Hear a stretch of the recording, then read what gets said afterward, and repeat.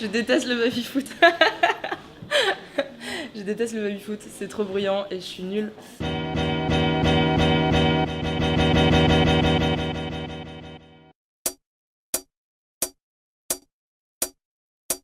À partir du moment où je fais quand même un travail qui est assez dématérialisé, finalement ça n'a pas trop d'importance.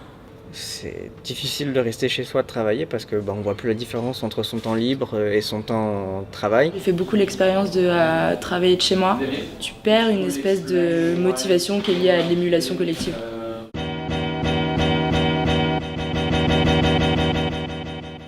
Déjà, je ne m'y attends pas à travailler dans un lieu fermé parce que je pense qu'on devient un peu...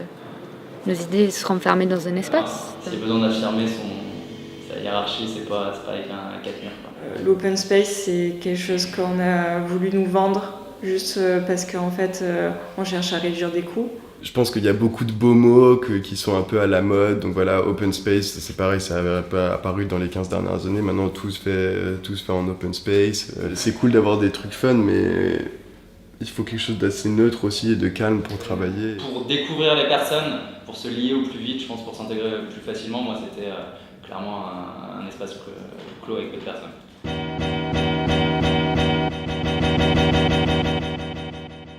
Un vrai grand écran. Concrètement, avec un téléphone, un ordinateur, une connexion internet, je peux travailler d'un peu n'importe où. C'est le soleil.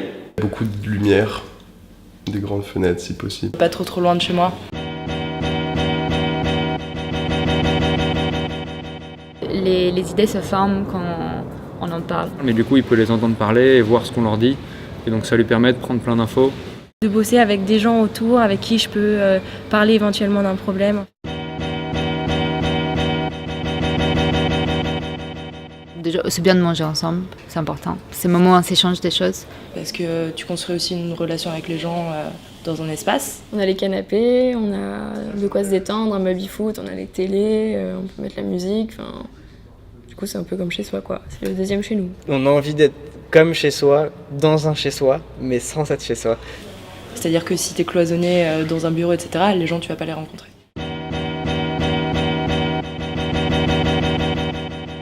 Si on regarde tous les bureaux, tout le monde a recréé son petit environnement. Moi, je sais que j'ai un gars de mon équipe qui a tous ses Lego en face de lui. T'as aussi envie que ça te ressemble.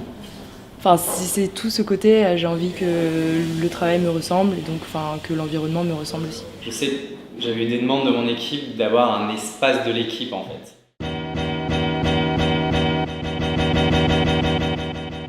Des espaces où tu peux te mettre à part pour discuter avec les gens et apprendre des autres. C'est pas tout le temps à ton bureau, quoi. On sait qu'on peut se mettre soit dans une salle, même à fermer les cloisons en fait, ou alors laisser le tube complètement ouvert. Venir dans le même endroit tous les jours pour recréer, on n'était plus forcément créatif, c'est pas très stimulant. Un endroit où il y a un décorateur qui vient et qui te fait la même chose que dans toutes les startups, c'est très joli, c'est très cool, mais c'est très froid en fait. C'est un peu comme un cabinet de conseil qu'on ramène et qui dit, qui applique une solution one size fits all, alors que pour moi ça marche pas comme ça, quoi. Quand on a déménagé ici, c'est mettez-vous où vous voulez. C'est pas nécessaire que ce soit quelqu'un de la boîte, ça peut être quelqu'un d'extérieur, mais c'est hyper important que cette personne ait été en contact avec tous les employés de la boîte pour qu'elle saisisse l'atmosphère générale de l'équipe, sa personnalité et son âme, quoi. C'est hyper important.